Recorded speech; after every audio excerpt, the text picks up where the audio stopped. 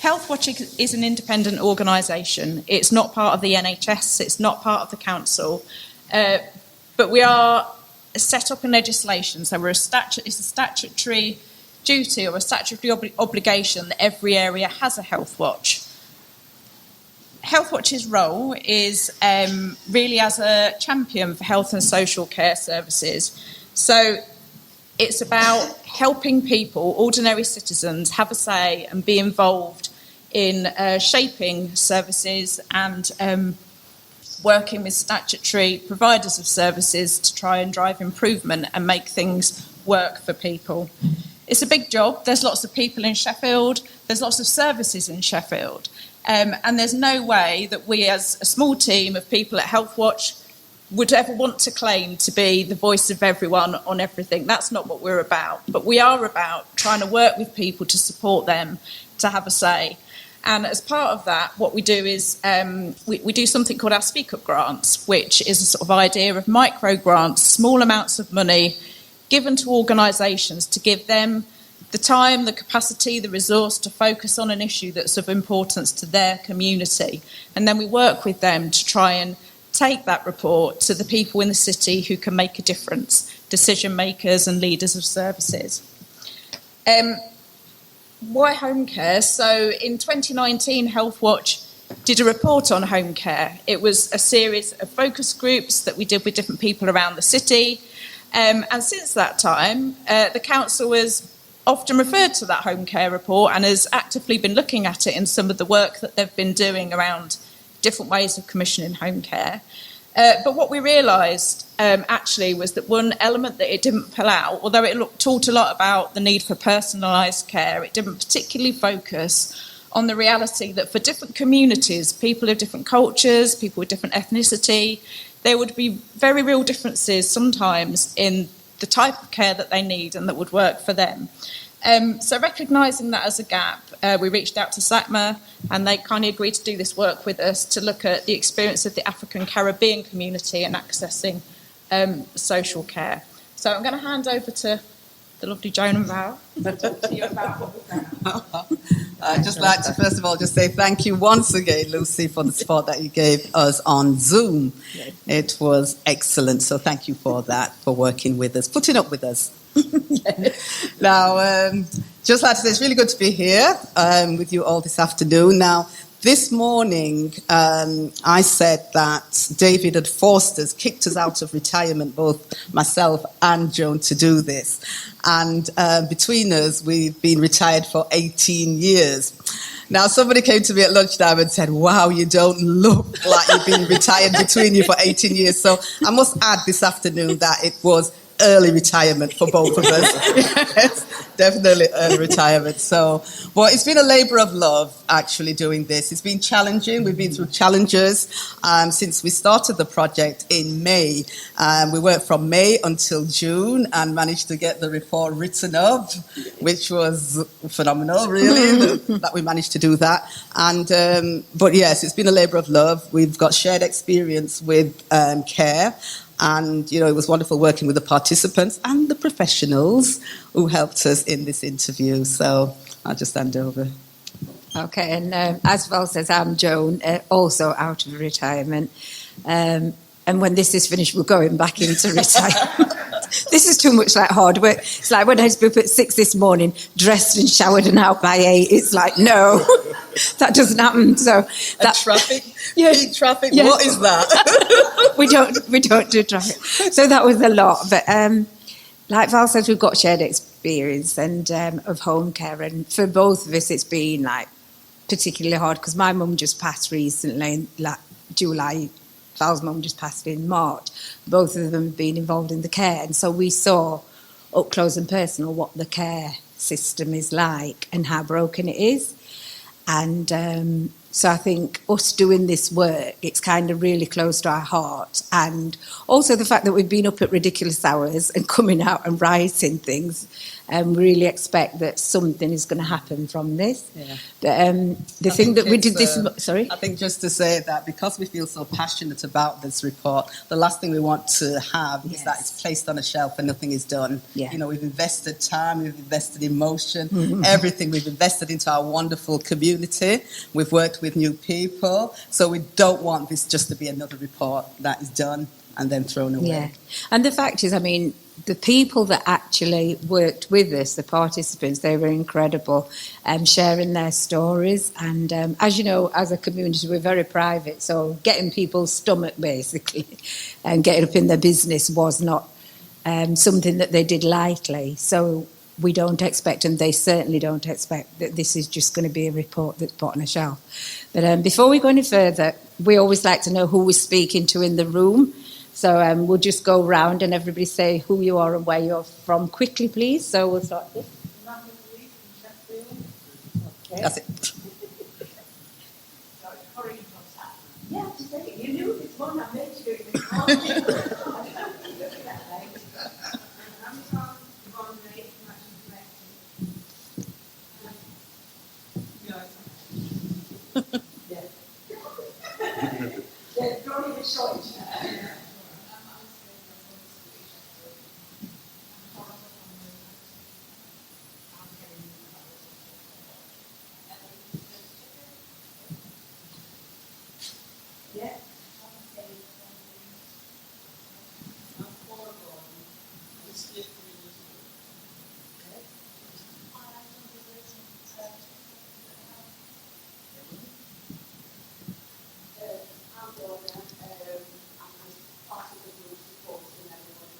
From Sheffield, Lorna. That's it.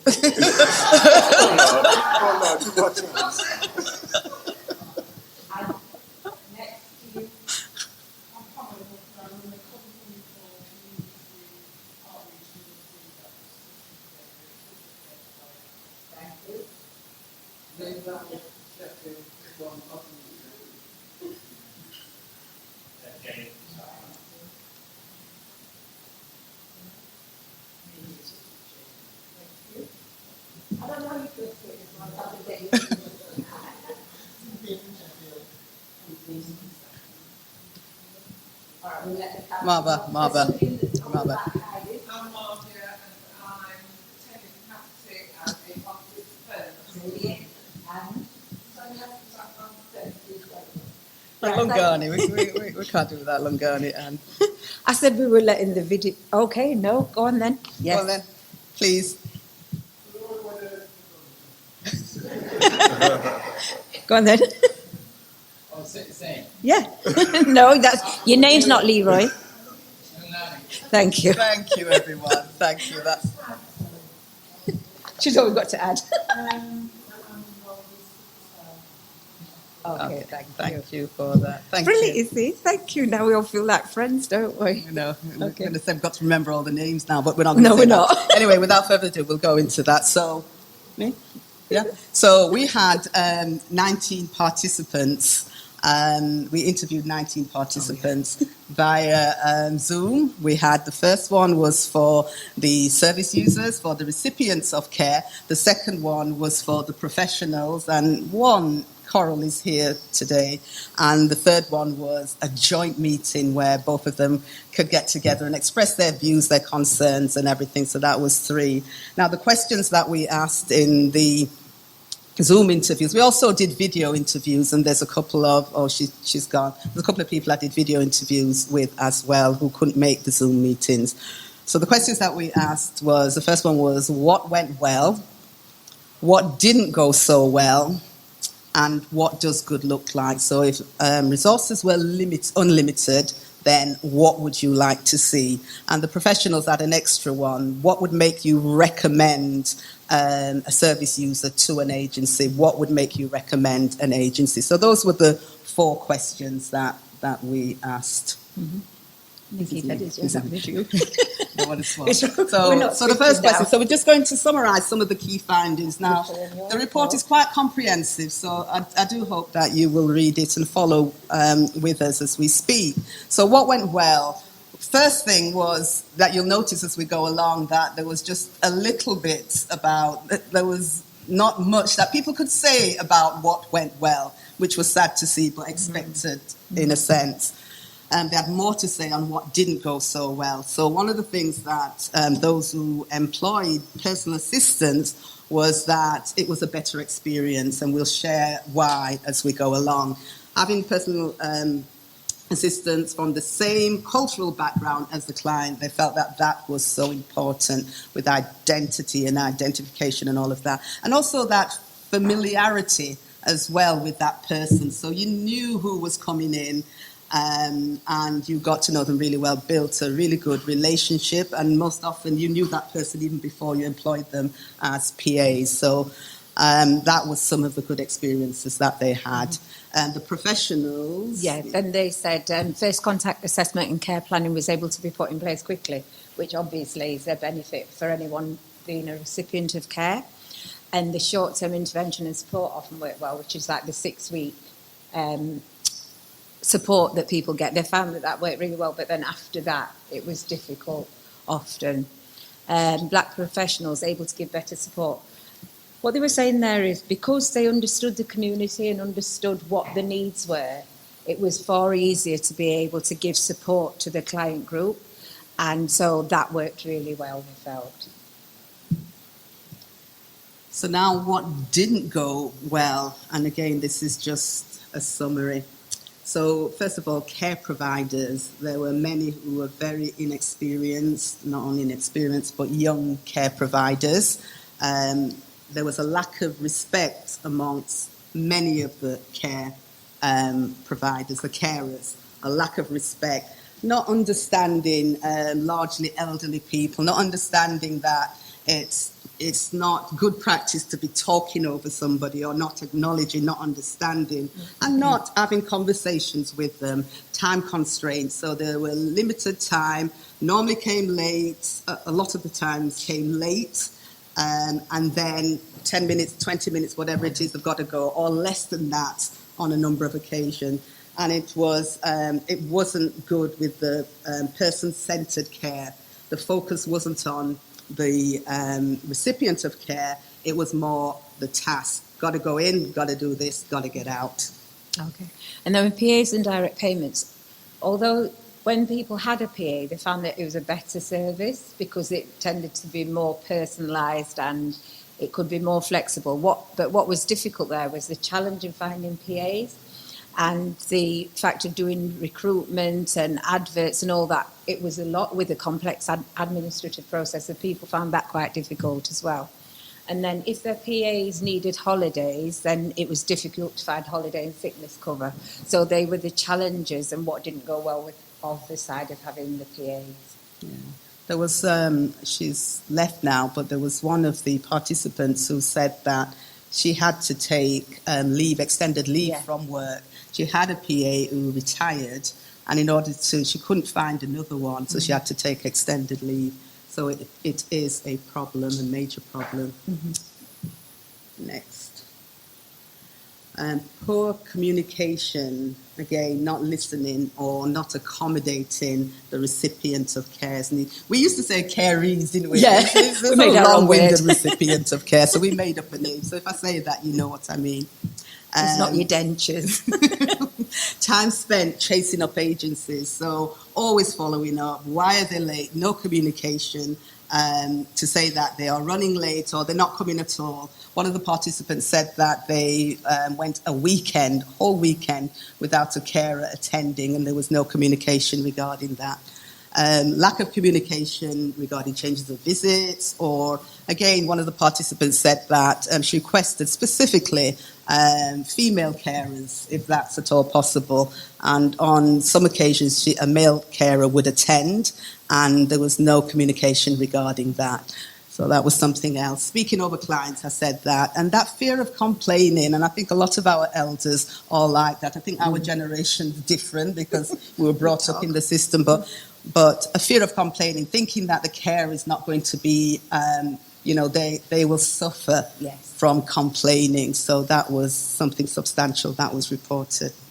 Okay, and then lack of culturally appropriate care. So a lack of diversity and understanding amongst carers. So often the carers that come in aren't from that group, which is understandable because there aren't enough carers in that group. But there was also the lack of understanding, so there'd be no training, no awareness given of what that particular person needed. And so a lot of it, we'll come on to it about person-centred care, but it relates to this.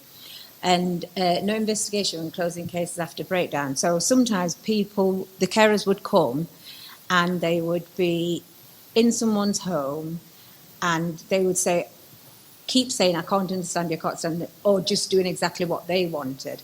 And so the people got to a point where they did not want people coming in their home disrespecting them and feeling like a burden. So they just said they didn't want care, rather than, even though they needed it, and rather than actually finding out why the care had broken down, the cases were just closed. I don't know if it was just easier, but that was what happened. And so that wasn't good. And appropriate care harder to access in some areas of the city. I can't remember if it's this morning or this afternoon where David was saying we're a very spread out community. Years ago, we all lived in particular areas and you could find us there, but we're right across the city. And so when it's done on a geographical basis, it's difficult. And so it's like hard to access some care, appropriate care in some areas of the city. So that was another thing that was difficult. And again, if the training and as a basic was involved, then it would make it easier and better for people. Finances. We entitled this generational wealth. And what we mean by that is that our parents, our elders came to this country in the 1950s, 1960s largely. And they came for 5 years, and they came for economic reasons to build up enough reserves to go back home. That was the intention. A few did go back, but many stayed. And they have acquired property. Many of them have acquired property and built up some wealth. But I jumped in this morning, I have to jump in again now, because they came in the 50s, and in the 50s they didn't have opportunities to rent properties from the indigenous community. They weren't able to go on social care housing lists, they weren't eligible. And so a group would band together, how many ever, and buy a property. And then loads of families would live in one house until they could build up enough to move out and buy their own. And so owner occupation was the only alternative really for people from the Caribbean. And the other thing that we should just say is that they didn't just come to build up, they were invited here to rebuild the country after World War II, and that's how the Windrush generation is here. So that's all right. So for the first time, they have built up some kind of wealth to pass on to their children and their children's children. And to have somebody coming in to do an assessment and how much money have you got in the bank, they're very reluctant to say that because they're private. It's like me, if somebody came in to me and said, show me your bank account. Jog on. But because they're older, it's expected. So they want to protect that wealth to pass it on. But cases can break down or turning down care because of the cost, but also because they're intruding into my financial accounts. So you can see what's happening, and I can identify with that totally. And that was one of the things that participants, all of them, most of them, the majority of them said. Well, yeah, because we were saying before, in a lot of the indigenous community, then you'd hear a grandparent died or an auntie died, and money was passed on. There's a house, there's jewelry, whatever it is. But that fear of not being able to pass on to your children and the grandchildren is there. And it's real. Yeah. It's real. And then training, I've kept talking about this, but mandatory culturally appropriate training is needed. And that needs to be basic throughout all the organisations at every level. So we think that's absolutely vital. Okay, recommendations then now. The first one, and foremost, this is what this report is about. Again, it's not a paper exercise. We've not ticked a box and we can sit down. That's it, we've done it. And the first thing is a production of an action plan by the Sheffield City Council. We need accountability with this. So with clear timescales, this is so important, and also name leads. Who's going to be working on this? So there's somebody that's accountable, and also for this report to be published, or what they are doing to be published, with major stakeholders. And we think it's really, really important. Again, it's not a paper exercise. We need to see some action. Okay, and then the next thing that we think is really crucial is raising standards in the care sector. Supporting care as a career, value workers and offer career progression. So what we were saying is the NHS is seen as the flagship, is great, but the carers and the social care seems to be so far behind. And we were saying when the Thursdays were out clapping at 8 o'clock for the NHS, we don't think there was anything wrong with that, but who was out clapping for the carers, who were going into homes by themselves, lone working, and the PPE that they had in the NHS was difficult and wasn't great at the beginning, but in social care it was even worse. And so we're sort of saying, if there's a career, if you value workers, if you offer career progression, people not just come into it as a stopgap, people will start raising the expectations, and people will look at it and it will be valued. And then we were saying about appropriate pay, so, appropriate levels of pay. So, for example, in some cases we were hearing where shelf stackers are paid more than carers. That cannot be right. You're in someone's home, responsible for them when they're the most vulnerable, when they need the best standard of care possible, and appropriate levels of remuneration are just absolutely required. Minimal level of mandatory training, we've got a typo there, yay. Saying person-centred care and needs of diverse communities. So we keep saying, if you look at the person and work out what the person needs, then it'll be far simpler, far easier. The staff will come in and do a good job. The recipients will be happier. They'll get it right in the first place. And then building in travelling time to provide good, timely and punctual care for all. Often we'll see carers and they're allocated 3 20-minute slots in an hour. There's nothing allowed for travelling time between homes. And so they arrive late, trying to catch up. So they want to get in and out. The recipients been waiting.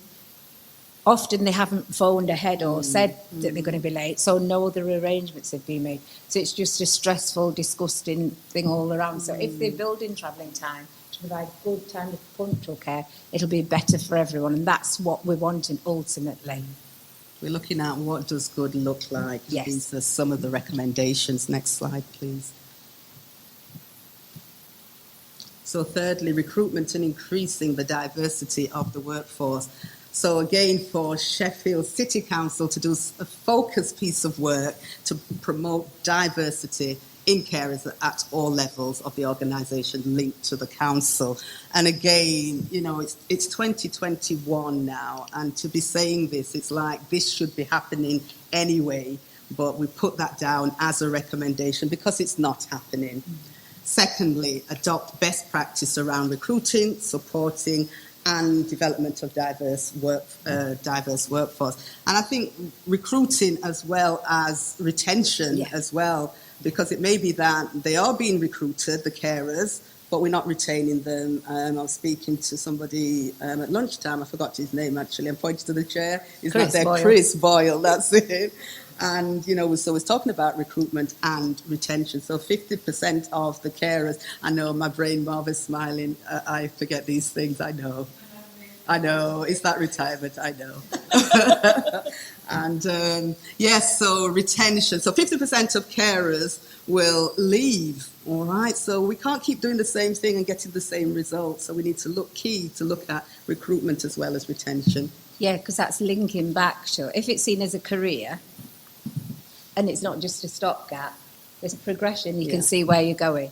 So delivering client-focused and culturally appropriate care. Care plans based on specific cultural needs assessments. When we say some of these things, we almost feel like, does this need saying? But yes, it does, because it's not happening. And so we're saying that all the care plans should be based on specific cultural needs assessments.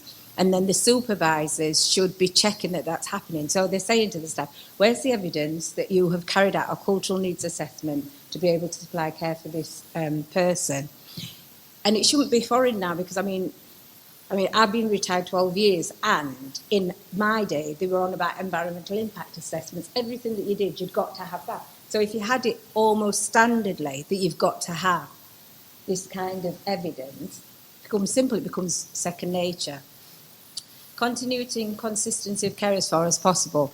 So what we're saying there is, instead of lots of different people coming every day, they could get like small teams of carers that could work in a specific patch, for example, and then it's like they can start building rapport with the clients can start to trust them, and especially, you know, where people have got dementia, mental health needs, other difficulties, each time having to explain again to somebody else, or somebody just coming in and doing it their own way, not actually taking into account the people's preference. So we're involving clients and their families in care planning. If you've involved your clients and your families, it makes it so much simpler, so much easier. And if you've got that same regular set of people coming, they know what to do. They just come in, and then they can speed up because they are coming in regularly. They know what's expected. They know what's needed. They can get on with it. And then this is vital. See recipients of care as valued human beings with dreams, goals and aspirations. Yes, they might be vulnerable. Yes, they might need care. But they are still human beings. They've still got dreams, goals and aspirations. It might only be, I want to get to the end of the road today. I want to make my own lunch. But they still have got them, and it's actually seeing people as people and not just seeing it as all task-orientated. If we move to a person-centred approach, it'll be so much better, and people will have a better experience, and we won't be doing this again. Sheffield City Council monitoring of care providers and transparency around commissioning. She's on one, sorry.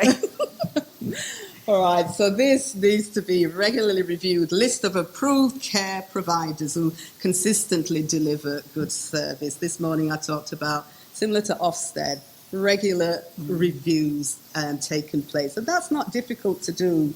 You know, things change and we need to hold them accountable, and that needs to be monitored. Contracts and commissioning bodies should use specific criteria and objectives within contract to care providers that are readily available to clients. So, you know, involve the clients in the care and the services that you are offering. The participants said they were in the dark about a lot of the things that were being done for them, to them. Let's involve them. That was a major area of concern as well. Yeah. Receive feedback from people receiving care and their relatives. That shouldn't be seen as a threat, and that shouldn't be seen as they're complaining again. This is positive. It could be negative, but we need to know. How can we change the service if we don't know what's happening within it? Where concerns are identified, service users should be kept informed of actions taken. You know, one of the things that the participants said to us is that they've been through this before. They've done these surveys with the university, with the city council before. They've been promised so many things. They've been promised feedback. They've been promised tokens, gift tokens and whatever. And this is 3, 4, 5, 6, 7 years down the line, and none of those have materialized. And that's poor. And that's one of the things that we said, is that whatever we say we're going to do, as far as we were capable of doing, then we would do it. So they received the report. They received the gift tokens that we promised them for participating. And we're just praying and hoping and praying that they will receive some of these recommendations, that they will see that putting into action in their lifetime. So it's so important.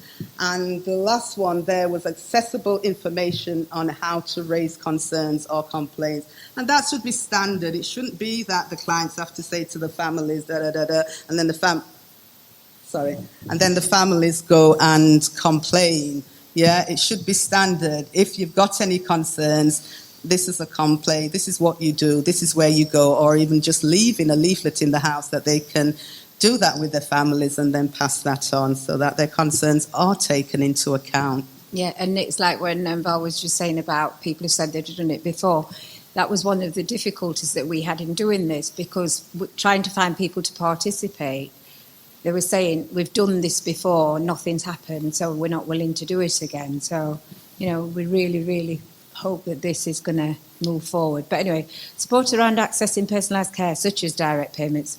So more choice and control needed, e.g. individual service funds, which places less responsibility on the individual. And when we were talking before, people said that having PAs, it was a better experience, but the challenge was actually managing the budget, recruiting people, etc., etc. So these individual service funds, David knows more about those, but basically there's less responsibility on the individual to do this.